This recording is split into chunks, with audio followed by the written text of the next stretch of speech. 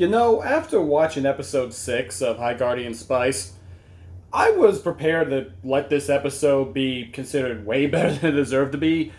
Episode 7, The Cave of Vinca. As I alluded to in the last episode, amidst my 44-minute rambling, I promise this one's not going to be as long. The Cave of Vinca is when we finally get the girls going off on their first quest, as it would be. It's kind of their exam, as it would be. We've seen this before in shows like Naruto with the Chunin exams, and even in Yu Yu Hakusho with the Genkai exams, basically the tournament stuff to get Yusuke to be her apprentice. If any of you remember that show, watch it. It's great. Far better than this. But I can't even be too mad when I say that, because episode 7 of High Guardian Spice, 10 shots, by the way, mostly because, like I said in the beginning, their animation error is abundant. So I just remember there was the green guy who was literally jumping around from place to place, and he was never in the same spot twice, except for he's got like a resting spot on the second row, second from the left or third from the left, when they're doing like the group shot. The problem is, this show has a bad tendency to not set up their character composition and where they are in the world, so people keep teleporting and keep adjusting. And I almost took another one later, but I kind of chalked that one up to we didn't see them walk by, even though it makes no sense because we saw everybody go into the cave and the girls were the last ones, but whatever. So, on to the episode proper. No Kate left this time. She's not producing, she's not writing, and shocker, it's actually good. Okay, average or above average as far as regular anime go. For this show, that's amazing. Still a 10 out of 10. Put that on a freaking review right there. High Guardian Spice, 10 out of 10. Specifically episode 7 when compared to everything else because it's all shite.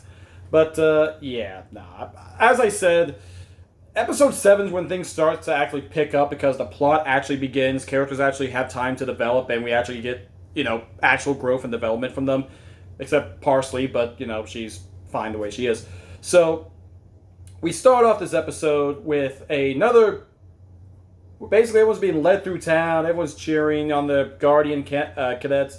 They're basically, trying to raise the morale and also, I guess, scare them, maybe. I don't know. It's all like a pressure test of sorts to make sure that they're capable of being Guardians. And this is where they go to the Cave of Cave of Vinca, just like it is in the title.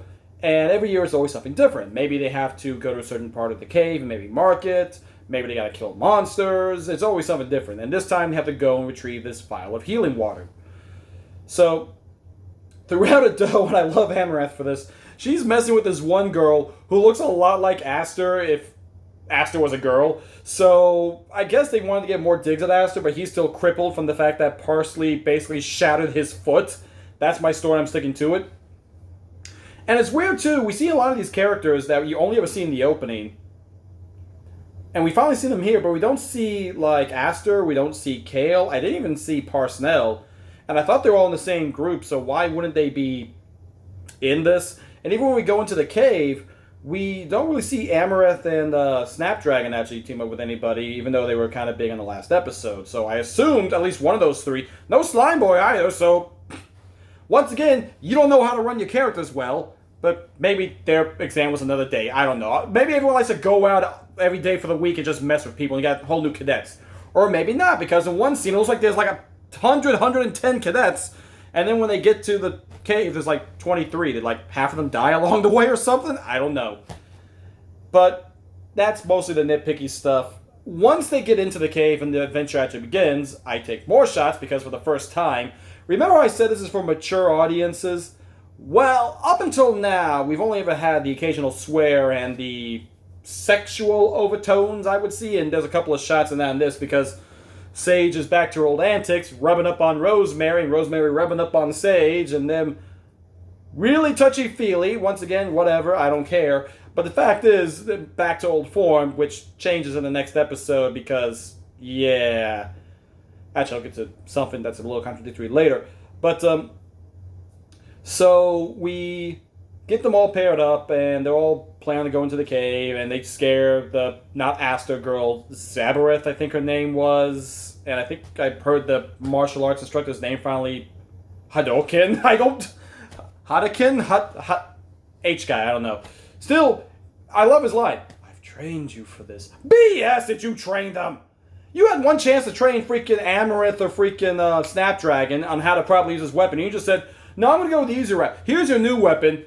Have fun. I'm not going to teach you how to use the other stuff. But it's okay. We don't see you go into the cave, so whatever. But we do actually get to see him and Amaranth actually sport their armor. So something different between the girls and the rest of the cast. The girls basically have their two outfits. The high school outfit. I feel horrible saying that, but, the outfit for the academy. And they have their regular wear. And we see them pretty much out of that pretty common. But Amaranth and Snapdragon, for the most part, usually seem to wear their uniforms even outside of school, whenever we happen to see them. So, we finally get to see them in their actual armored form, and it's actually not like common, right? But, I mean, Snapdragon is armored. He's actually got... And it's different from the one we see in the opening. I think someone maybe had messed up with the color design on his, or maybe he gets a different one. But in his in the opening and whatnot, he's wearing brown, but in the show, he's wearing black, which I guess in hindsight I should take a shot for that, but nah, I'm good. So, he's got his get-up, and Amaranth has, like, her witch outfit, which is white of all things, like whitish pink, so I guess she's pure? I don't know. A little weird. I guess it's supposed to be contrasting with her darker soul, but... So... They go on this little adventure, and everyone goes off and does their own thing. They basically have to get this vial of healing water, and if they don't get it, they're expelled. So, Tyne tries to lead the way because she knows how to read a map. Makes sense. She is I hate stereotyping here, but she is an elf, and she is used to the forest, so I'm assuming she might be used to caves, more outdoorsy things. Or maybe, Sage or Rosemary could do it because, they're from a place called Pebble, so I'm assuming maybe there's, like, mining over there. No, it's just... Parsley says, nah, I got a way down this way, and they find one of the shrine they're supposed to go to, but it's empty. And they keep trying to find the water, but every time they come across it, it's empty. Unfortunately, Rosemary, genius that she is, doesn't see any water, sees the fountain, just starts smacking on it, thinking it's going to magically work, and summons these little crab things we saw from episode 3 with Parsley, when she went through the little... underground cavern, these little crabs. Well, apparently now they're giga crabs, literally about twice the size of the girls. So, yeah, now they're actually starting to actually try to fight things, and this is where the rating actually gets the M it kind of deserves, I guess. Because you're starting to see blood, we're getting freaking crabs getting decapitated, well, vivisected, I guess, with arrows, getting stabbed, smashed, shot. And even Rosemary, genius that she is, there's one right above her head and tells Sage to shoot it down so she can stab it, not realizing that crabs have pincers and whatnot, and cuts her open. And then she tries to feign like it's nothing. I mean, we've seen this all before, but... I mean, they're trying to play this up as seriously, but I'm just laughing my butt off here, because for once, her random rambling, she doesn't sound any different. And I try to play it up like, oh no, she's delirious, she lost so much blood. Nah, I imagine her saying this exact same thing, even if she was, completely cognizant. And even when she gets healed later, she's still the same way, so... I'm a horrible person, maybe, but whatever. So, the crabs cut them open. They come across this little gnome thing called Buckles. I heard something else. I'm not going to repeat it, but whatever. So, yep, Rosemary is bleeding out. She's unconscious. So, they have to... Well, almost unconscious. So, they have to solve this Buckles riddle. And if they do, he'll point them in the direction of the healing water. And if not, Buckles gets to eat them. And Rosemary figures out the trick. There's 4 of them because she's delirious. She's just looking at the shadows like, why are there 4 Buckles? And once again, she could have been completely fine, would have said the exact same thing. But, so they do that. He finds out. So he's like, oh, dang, we got caught. He tosses them I guess, petrified dragon egg? I don't know why he's got that, but, I mean, it feels like a quest where, you would get something for achieving an award or getting a prize for beating the riddle of the Riddle Master, so, whatever. They fall down this tube, and they come across this healing water. Healing water is guarded by 2 giant diamond golems. Like, these are about the size of a Titan from Attack on Titan, so the fight's actually pretty good. And they have to work together, and Diamond's unbreakable, not the JoJo, but basically they realize that the diamonds are too strong. Even Rosemary's magical sword, which is supposed to be able to cut through anything, or at least is forever sharp, so I imagine they'd be able to cut through even Diamond, but I guess not. So the diamonds are too strong, they realize they can fake them out, and then they smash into each other, and they break, and then unfortunately they fall apart in front of the door, so they're stuck there. And here's where we get to about 6 minutes of the episode that kind of feels forced, but at its core is why I say I see potential in this show. So they're trapped there, they think they're going to die because there's no escape. I guess the teachers are going to come to look for them. Great job, by the way. I trained you for this. Bullshite. Did you train for this? But yes, beyond all that. Oh, and I guess I should mention, technically, they were only supposed to go to the third deepest level, but because all the fountains were gone, they decided to go deeper, and because Rosemary got gashed, they had to go deeper. Also, the way it was blocked, so I don't blame the scenario being kind of forced in this way. I mean, they keep trying to advance, and they keep getting roadblocked off, which kind of feels very akin to that of an old dungeon crawl, so they're stuck there, and they figure they might as well pass the time. Let's play a game of gauntlets or Gossip or Gauntlets, that's what it was called. It's Truth or Dare, but... And we get the basic stuff, so stand on your head, Rosemary, in your gravity-defying skirt, which I'm 100% okay with. Go ahead and, Sage, tell us, did you kiss a boy? Please, Sage, kiss that boy. She's clearly in for you. Even though she says she's never kissed anybody because kissing causes tuberculosis. And then she takes out a cloth and wipes her mouth. What? Like, that came out of nowhere, but okay. Tyne's got to give Rosemary compliments. And then Tyne asks Parsley which is her least favorite brother. And then she gets this very serious look in her eyes and goes, I don't hate anybody. I never hate anybody. It's a little scary. I'm like, did you just simultaneously go both Himadere and Yandere at the same time? As in, I'm great and I'm so wonderful and I love everybody and no one will mess with me because of it. Anime tropes. And they realize that they bring up Rosemary's mom, who's been gone for 4 years. We now get confirmation on that. And because Rosemary opens up about her mom, Tyne opens up about her dad and realizing that he stayed behind as well in the forest to fight off the rot. Remember that stuff I talked about way back in episode 3? I have the count here. Where there was that rot stuff that was covering the tree and then Nebby had to stab it to make it go away. And I said they should talk about this. But nope.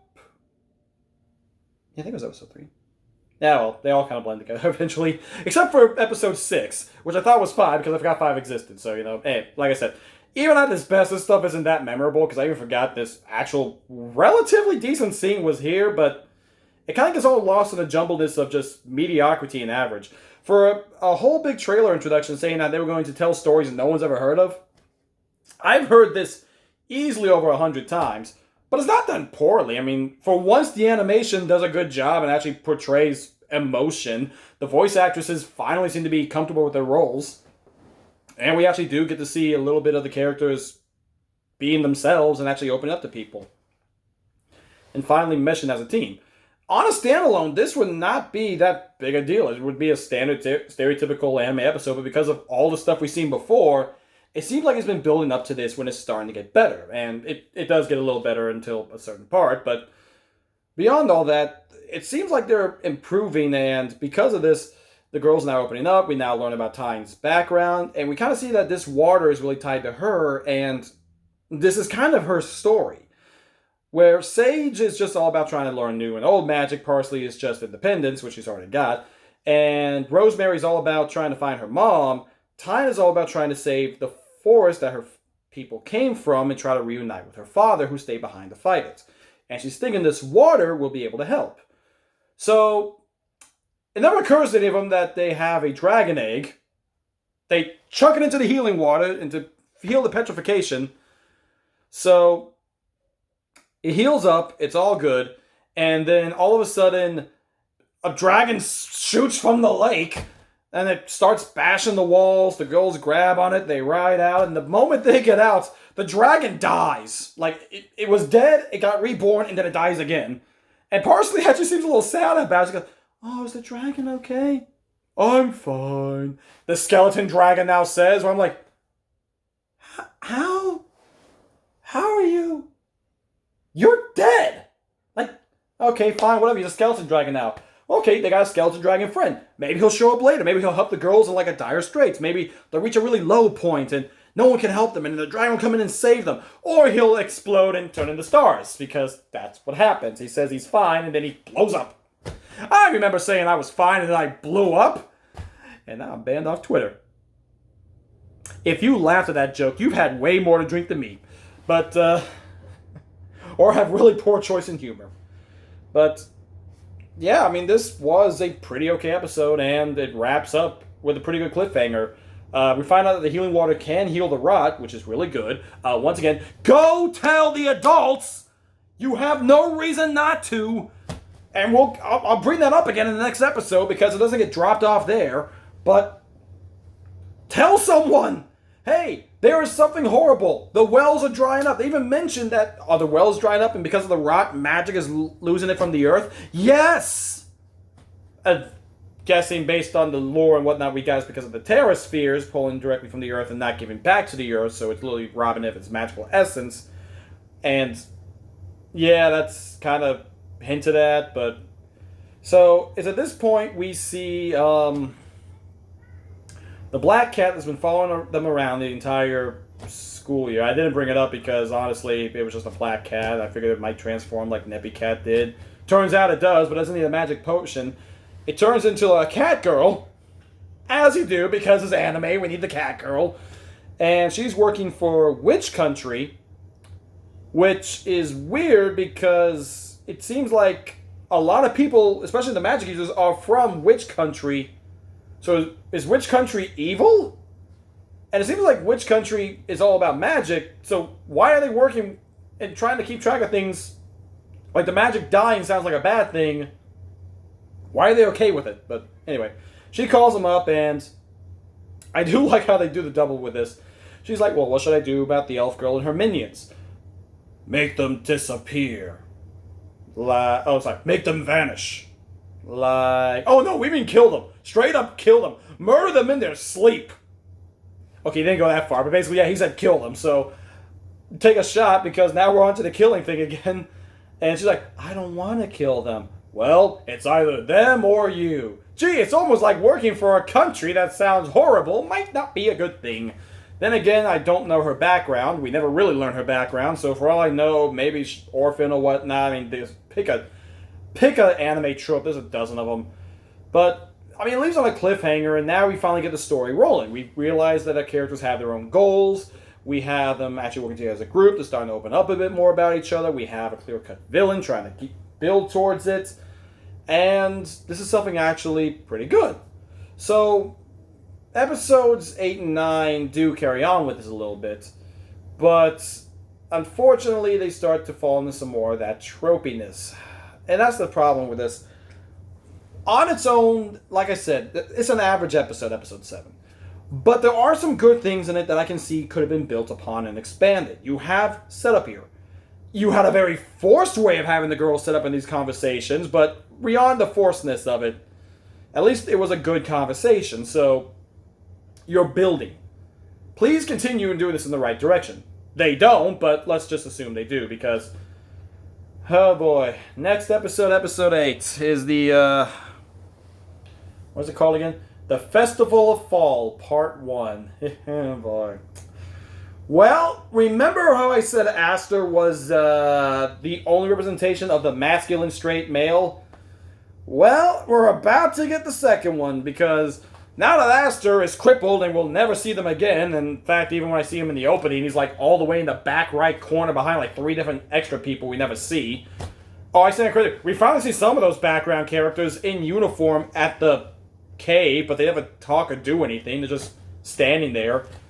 And I'm like, so what's the point? And then we see them back at the academy, but it's only been a day. Did they finish and just go back? And the teachers never bother looking for the girls? Questions that will never be answered and should have been, but whatever. But yeah, we're about to meet the second representation of a straight male in this show. Snapdragon will slowly continue his transition, as it would be. We'll learn a little bit more about the stuff going on behind the scenes, and the most contrived, pointless fight I have ever seen in anything. Outside of Teen Titans Go, when they made that serious episode, this is about as bad as I've seen it. And, yeah. Oh boy. Good thing I don't take drinks for bad dialogue or contrivances, otherwise I won't be able to stand after the next episode. But until then, guys, as always, I'm the $1 Critic. Sign off, and I will see you all next time. Later.